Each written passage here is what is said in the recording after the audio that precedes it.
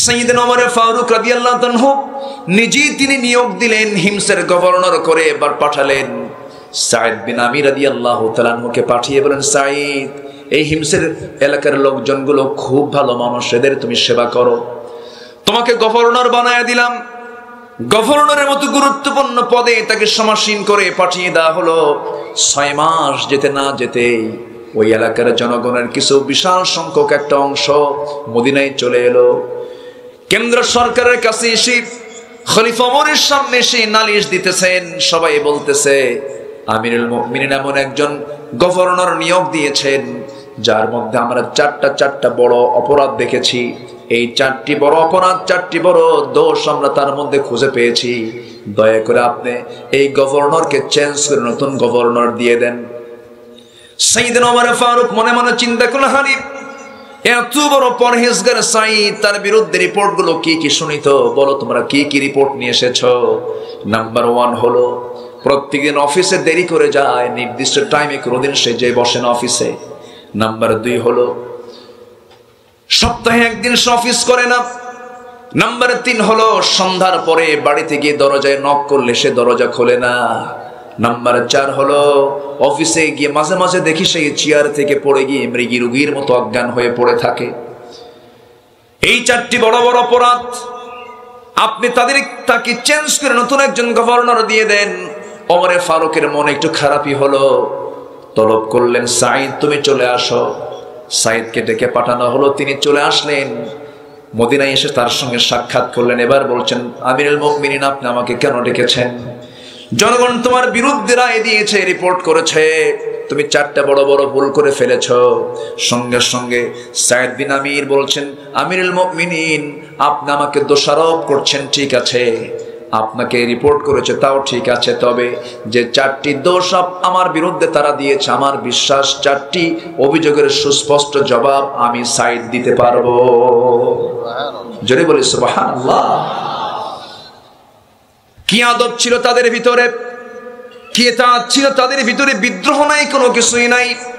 এবার বলে ফেললেন, ওমর ফারুক শোনো, 1 নম্বর অভিযোগ হলো তুমি অফিসে দেরি করে যাও, এর কারণটা কি? তিনি বলছেন, সাইয়েদনা ওমর ফারুক, আমিরুল মুমিনিন, আপনি কি মনে করবেন জানি না, আমি হিমসের একজন বড় গভর্নর হতে পারি, কিন্তু আমার বাড়িতে কিন্তু একটা চাকরও নাই, একটা কাজের মানুষ নাই। আমার অনেকগুলো সন্তান দিয়ে আল্লাহ পাক আমাকে দান করেছেন। আমার বউ রান্না বান্না, বাচ্চাদের খাওয়া দাওয়া, এরপরে কাপড় চোপড় ধোয়া, এই সমস্ত কাজ করতে গেলে সে একা করতে গিয়ে হিমশিম খেয়ে যায়, সে একা সম্পূর্ণ করতে পারে না। এই জন্য আমি প্রত্যেকদিন সকালবেলা আমার বউকে আমি সহযোগিতা করি, রান্না বান্নায় কাজে আগায় দেই, কাপড় চোপড় ধোয়ার কাজে আগায় দেই। এগুলো করতে গিয়ে আমার একটু দেরি হয়ে যায়, অফিসে আসতে আমার বিলম্ব এই কারণে হয়। সাইয়েদনা ওমর ফারুক মনে মনে চিন্তা করছেন, আরে আমি কোন লোকটাকে দোষী সাব্যস্ত করতে চাচ্ছি, আমি কাকে দোষী সাব্যস্ত করতে চাই। এরপরে বলছেন, তুমি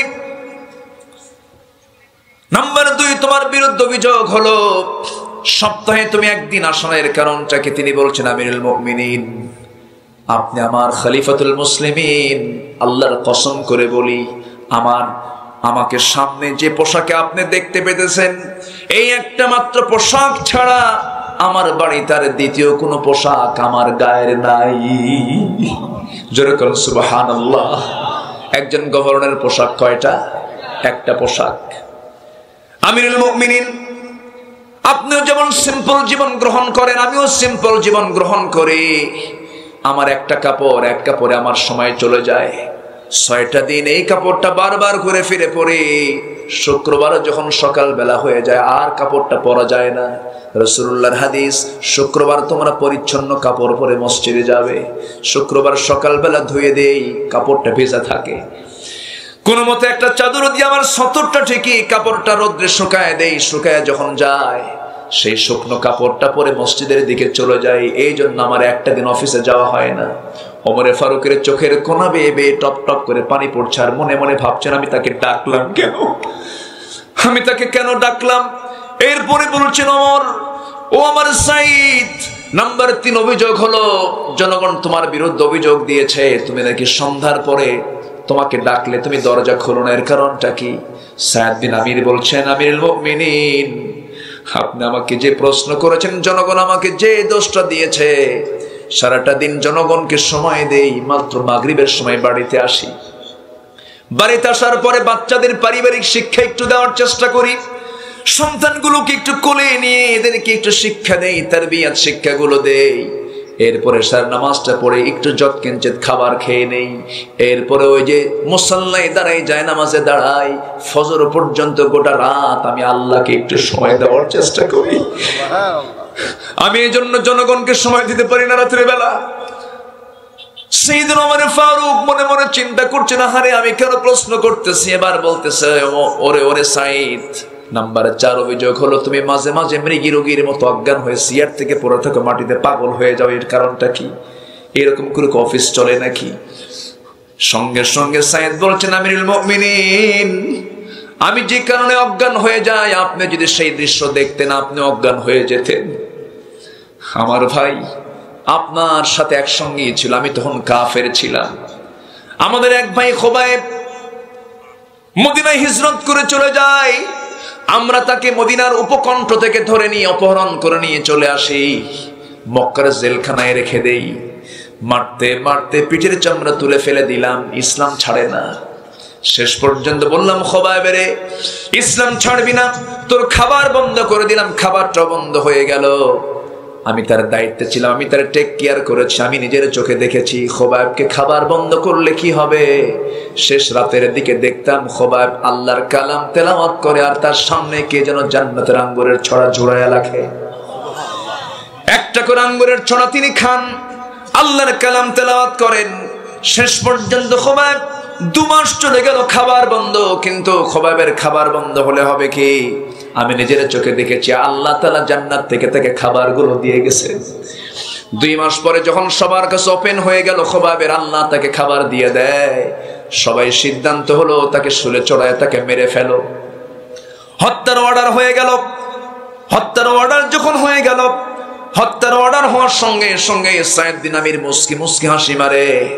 সবাই মিলে বলল, ও খোবাইব রে, ওরে খোবাইব, মৃত্যুর অর্ডার হয়ে যাচ্ছে, তোমার অন্তিম ইচ্ছাটা কি বলো?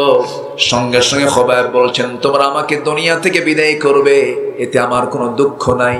অন্তিম ইচ্ছাটা পূরণ করতে যদি আমার চাও, তোমরা পরিবারের সঙ্গে দেখা করার কোনো সাক্ষাতের দরকার নাই। কোন দুনিয়ার কোন ব্যক্তির সঙ্গে আমি সাক্ষাৎ করতে চাই না। অল্প একটু সময় যদি তোমরা আমাকে দিয়ে দাও, মৃত্যুর পূর্বে ওযু বানাবো, ওযুর পানি দিবা, আর নামাজে 2 রাকাত একটু আল্লাহর কাছে চেয়ে নেব। ওযুর পানি দেওয়া হলো, ওযু বানালেন, নামাজে দাঁড়ায় গেলেন। প্রথম রাকাত খুব আস্তে আস্তে তেলাওয়াত করছিলেন, চোখের পানি ফেলে ফেলে কাঁদতেছিলেন, জীবনের শেষ নামাজ। দ্বিতীয় রাকাতে মনে মনে চিন্তা করলেন, নামাজটা যদি লম্বা করি, কাফের মুশরিকরা মনে করতে পারে খোবাইব বুঝে মৃত্যুর ভয়ে নামাজটা লম্বা করছে। নামাজটা তাড়াতাড়ি করে শেষ করলেন। দ্বিতীয় বৈঠকে সালাম ফিরেই তিনি হাত দুটো উঁচু করে বলছেন, আল্লাহ তাআলা, 2 মাস 3 মাস ধরে আমি আর রাসূলের চেহারা দেখতে পাই না, নবীজিকে দেখতে পাই না। হেতু আল্লাহ, তোমার কাছে প্রার্থনা করছি, আমি যদি শহীদ হয়ে যাই, আমি যদি মরে যাই, আমার বিদায় সালামটা তুমি আল্লাহ আমার নবীর দরবারে পৌঁছায়া দিও। আমিরুল মুমিনিন খোবাইব এমন করে দোয়া করলো। দোয়া করার পর আমরা খোবাইবকে ধরলাম না। খোবাইব নিজেই মোনাজাত শেষ করে দাঁড়ায় গিয়ে বলছে, তোমরা শুলে চড়ায় মারবে কোন জায়গায়, প্লেসটা কোথায়, অমুক জায়গায়।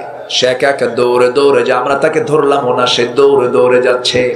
সবাই মিলে বললাম, খোবাইব রে, দৌড়া দৌড়া, তুমি মরার জন্য যাও, তোমার কি মৃত্যুর ভয় হয় না? খোবাইব বলছে, আমি দৌড়া দৌড়ে শুলের দিকে যাচ্ছি না, ফাঁসির মঞ্চের দিকে যাচ্ছি না, আমি যাচ্ছি আল্লাহর দেখানো 8টা জান্নাতের দিকে। জোরে কোন সুবহানাল্লাহ। দৌড়ে দৌড়ে চলে গেলেন। যাওয়ার পরে 2জন মিলে 2 হাত দড়িতে বেঁধে ফেললো, 2 পা বেঁধে ফেললো। সামনে একজন দাঁড়িয়ে বলছে, খোবাইব রে, এই জায়গায় তোকে না বসায়া দিয়ে যদি মুহাম্মদকে চড়াইয়া দিতাম কতই না ভালো হতো। এমন খেপে গেলেন, মুখের মধ্যে কয়েক মিনিট ধরে থুতুগুলো জমায়া জমায়া নিয়া ওই ব্যক্তির মুখ বরাবর থুতু নিক্ষেপ করে বলছেন, আল্লাহর কসম, আমার চোখের সামনে আমার নবীর একটা পশম ছিঁড়বে যে আমি তাকে হালে ছেড়ে দেব না। জোরে কোন আল্লাহ।